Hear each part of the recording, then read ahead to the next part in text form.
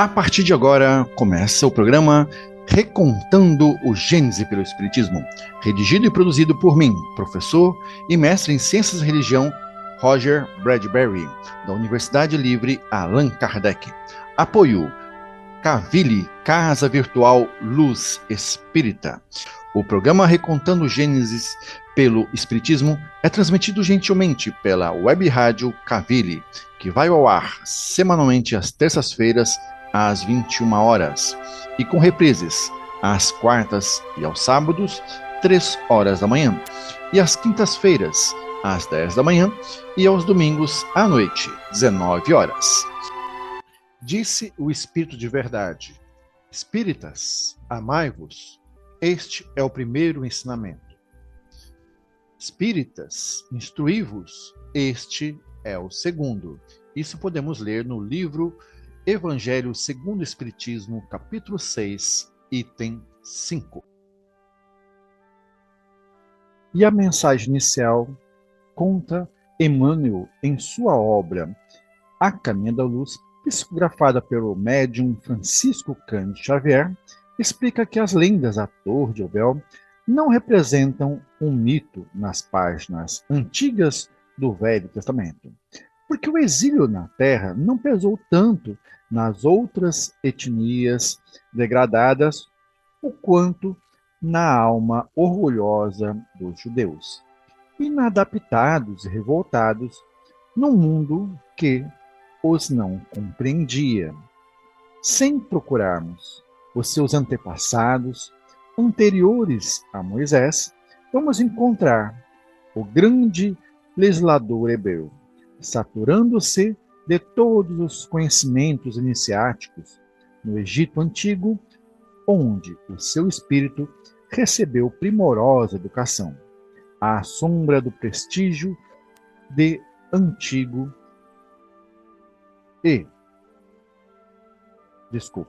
à sombra do prestígio de Termutes, cuja caridade fraterna o recolhera. Moisés, na sua qualidade de mensageiro do Divino Mestre, procura então concentrar seu povo para a grande jornada em busca da terra da promissão. Médium extraordinário, realiza grandes feitos ante os seus irmãos e companheiros maravilhados. Quando, então, recebe de emissários do Cristo, no Monte Sinai, os 10 mandamentos que até hoje representam a base de toda a justiça do mundo. Antes de abandonar as lutas da terra, na estática visão da terra prometida, Moisés lega à posteridade as suas tradições no Pentateuco, iniciando a construção da mais elevada ciência religiosa de todos os tempos, para as coletividades vindouras. Estudando-se a trajetória do povo israelita, verifica-se que o Antigo Testamento é um repositório de conhecimentos secretos dos iniciados do povo hebreu, e que somente os grandes mestres da etnia poderiam interpretá-lo fielmente nas épocas mais remotas. Eminentes espiritualistas franceses, nesses últimos tempos, procuraram penetrar os seus obscuros segredos. E, todavia, aproximando-se da realidade com referência às interpretações, não lhes foi possível solucionar os vastos problemas que as expressões oferecem. Os livros dos profetas israelitas estão saturados de palavras enigmáticas e simbólicas, constituindo um monumento parcialmente decifrado da ciência secreta dos hebreus. Contudo, e não obstante a sua feição esfingética, é no conjunto um poema de eternas claridades. Seus cânticos de amor e de esperança atravessam as eras com o mesmo sabor indestrutível de crença e de beleza. É por isso que, a par do Evangelho, está o Velho Testamento, tocado de clarões imortais. para a visão espiritual de todos os corações. Uma perfeita conexão reúne as duas leis, que representam duas etapas diferentes do progresso humano. Moisés, com a expressão rude de sua palavra primitiva, recebe do mundo espiritual as leis básicas do Sinai, construindo, desse modo, o grande alicerce do aperfeiçoamento moral do mundo. E Jesus, no Tabor, ensina a humanidade a desferir das sombras da terra o seu voo divino para as luzes do céu. Isso podemos conferir no livro A Caminho da Luz, capítulo 7. Eu sou o professor e mestre da religião, Roger Bradbury. Bora lá, coragem, venham comigo. E é com muita satisfação e alegria que retomamos agora a série de estudos sistematizados recontando Gênesis pela hermenêutica espírita.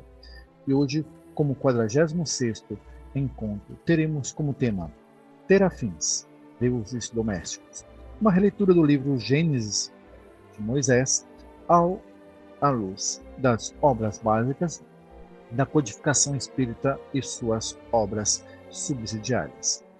No encontro anterior, tratamos de Agar e Ismael. E no programa de hoje, continuaremos a fazer uma interpretação do capítulo 31 do livro de Gênesis, mosaico, entre outros textos bíblicos. E como epígrafe temos: E havendo Labão ido a tosquiar suas ovelhas, Raquel, sua filha, roubou-lhe os ídolos. Isso podemos ler no Gênesis 31 e versículo 19. Vamos agora ao nosso texto base. Explica Kardec que, antes da vinda do Cristo, todos os povos da região eram idólatras e politeístas, com certa exceção dos hebreus, pois nem todas as pessoas eram monoteístas convictas. E se algumas pessoas superiores ao comum conceberam a ideia de unidade de Deus, essa ideia permaneceu no estado de sistema pessoal. Em parte, nenhuma foi aceita como uma verdade fundamental, a não ser por alguns iniciados que ocultavam seus conhecimentos sob um véu de mistério, impenetrável para as massas populares. Os hebreus foram um dos povos primeiros a praticar publicamente o monoteísmo. Isso podemos ler no livro Evangelho segundo o Espiritismo, capítulo 18 e item 2. Conta o site da BBC News Brasil que, na mesma região e mais ou menos no mesmo tempo de Moisés, por volta do ano 1353 a.C., o faraó Akhenaton e sua mulher Nefertiti decidiram desafiar todo o sistema religioso do Antigo Egito, dispostos a sacudir as bases de uma sociedade que eles criaram ideias que levariam o império à beira do abismo. Foi então que Akhenaton chegou ao trono com o ímpeto de modificar uma religião de aproximadamente 1500 anos de idade. A ideia era revolucionária. Pela primeira vez na história, um faraó queria substituir o panteão de deuses egípcios por uma única divindade, o deus Sol, ou Atom, o criador de todos. A proposta foi considerada uma heresia pelos egípcios. Akhenaton decretou que os 2000 deuses existentes que eram adorados no Egito estavam então extintos. Suas aparências humanas e animalescas foram substituídas pela forma abstrata do Sol e de seus raios. 13 anos depois da fundação da cidade que construiu, Adjetaton, o faraó Akhenaton morreu. A cidade foi abandonada e mais tarde sistematicamente destruída e apagada dos registros. Também foram esquecidos o culto a Atum e o próprio Akhenaton, pai de grande faraó Tutankhamon, seu sucessor, que resgatou os antigos deuses e restaurou o poder e a prosperidade do Egito. Os sacerdotes, a partir de Tutankhamon, voltaram a ter seu antigo poder e a vida então voltou à normalidade. Segundo Kardec, com base no que os espíritos lhe disseram, Deus é, entre outros atributos, imaterial e único, como podemos ler no livro dos Espíritos, questão 13.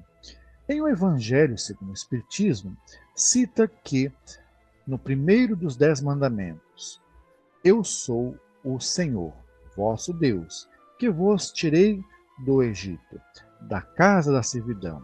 Não tereis diante de mim outros deuses estrangeiros.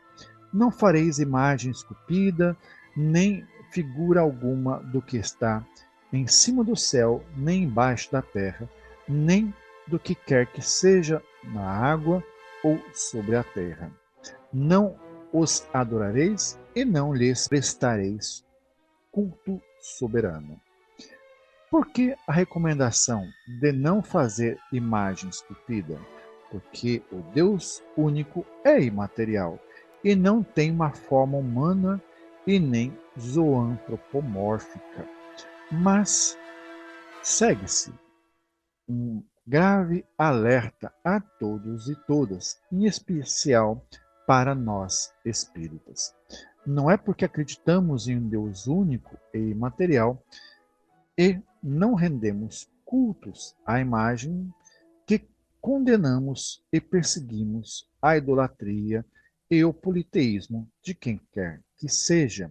Nós espíritas, acima de tudo, precisamos obedecer ao preceito do amor ao próximo e à caridade, entendido este amor na forma da alteridade e reciprocidade, em desejar ao próximo aquilo que desejamos que os outros façam por nós. E, ainda mais, a liberdade de crença na Declaração Universal dos Direitos Humanos e em nossa Constituição Federal nos exige respeitar a boa crença religiosa de outrem. O artigo 18 da Declaração Universal dos Direitos Humanos afirma que toda pessoa tem direito de liberdade de pensamento, de consciência, de religião. Esse direito implica a liberdade de mudar de religião ou de convicção, assim como a liberdade de manifestar a religião ou convicção, sozinho ou em comum, tanto em público como em privado, pelo ensino, pela prática, pelo culto e seus ritos. Já a Constituição Brasileira, a Constituição Federal de 1988, em seu artigo 5º diz: todos somos iguais perante a lei, sem distinção de qualquer natureza, garantindo-se aos brasileiros e brasileiras, aos estrangeiros residentes no país, a inviolabilidade do direito à vida, à liberdade, à igualdade, à segurança e à propriedade. Nos termos seguintes, destacamos aqui o inciso 6º. É inviolável a liberdade de consciência e de crença, sendo assegurado o livre exercício dos cultos religiosos, garantindo na forma da lei a proteção aos locais de culto e suas liturgias. Lembrando que Jesus, em João, no capítulo 10 e versículos 34 a 36, cita o livro de Salmos, capítulo 82, e versículos 1 e 6, defendendo a crença no politeísmo ao reafirmar que, disse o salmista, Deus está na congregação de uma multidão de deuses e julga entre esses deuses poderosos. E continua o salmista, vós sois deuses e todos vós são filhos do Deus Altíssimo. Nossos irmãos e irmãs indígenas, irmãos e irmãos dos cultos afro-brasileiros podem ser considerados politeístas. E qual o problema disto? Para as leis e para nós espíritas, nenhum problema há. Explica Kardec que na mitologia de todos os povos se fundava inteiramente em ideias espíritas, com a única diferença de que consideravam os espíritos como divindades. Representavam esses deuses ou esses espíritos com atribuições especiais. Assim, uns eram encarregados do vento, outros das tempestades, dos raios, outros de presidir ao fenômeno da vegetação e etc. Isso esclarece Kardec na questão 537 de O Livro dos Espíritos. Portanto, a questão é simplesmente de linguagem, de sinônimos, de palavras. Não havemos de discutir, nem de brigar ou impor a nossa crença por isso. Feita essa necessária exposição, vamos à nossa história de hoje. O sogro de Jacó, Labão, era, portanto, idólatra e possuía pequenos deuses no interior de sua casa. Estes eram os espíritos chamados terafins, né? Esses ídolos eram feitos de madeira, pedra ou barro. Alguns tinham o tamanho e formato de um homem, ao passo que outros eram bem menores. Isso pode ser lido no livro de Gênesis, entre outros livros. As imagens ou estatuetas eram adoradas como amuletos para proteção familiar e também pessoal, contra a violência que era grande na região e para garantia da saúde, principalmente no caso de enfermidade. Esses deuses ou ídolos da família às vezes eram consultados para saber o futuro, como podemos ler no livro de Ezequiel. Assim, como outras religiões, nós espíritas devemos orar pelos mesmos motivos à espiritualidade, para que nos assista nos momentos de paz e de prosperidade, assim como nos momentos mais graves e críticos, como nas enfermidades. Kardec, em um livro Evangelho segundo o Espiritismo, capítulo 27, título Pedi e obtereis, item 8, cita o exemplo de uma pessoa que se acha perdida no deserto. A sede a martiriza horrivelmente. Desfalecida, cai por terra. Pede a Deus que a assista e espera. Nenhum anjo lhe virá dar de beber. Contudo, um bom espírito lhe sugere a ideia de levantar-se e tomar um dos caminhos que tem diante de si. Por um movimento maquinal, reunindo todas suas forças que lhe restam, ela se ergue, caminha e descobre ao longe um regato.